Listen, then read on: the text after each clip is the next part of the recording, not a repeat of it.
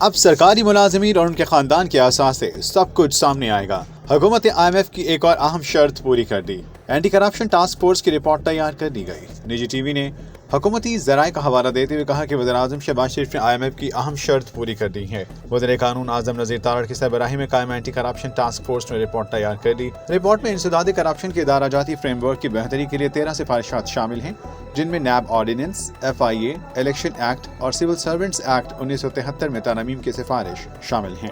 Report میں civil servants کے اثاثوں، سرکاری امور کی کڑی نگرانی کے لیے قوانین پر سختی سے عمل، گریڈ 17 تا 22 کے سول سرونٹس، شریک حیات کے اثاثوں کی تفصیل عام کرنے کے لیے رولز کی سفارش کی گئی ہے۔ اس طرح اثاثوں کی تفصیلات عام کرنے کے لیے FBR کو ڈرافٹ رولز جاری کرنے کا ٹاسک دینے اور اثاثوں کی تفصیلات عام کرنے کے لیے سول سرونٹس رولز 1973 میں ترمیم کی سفارش کی گئی۔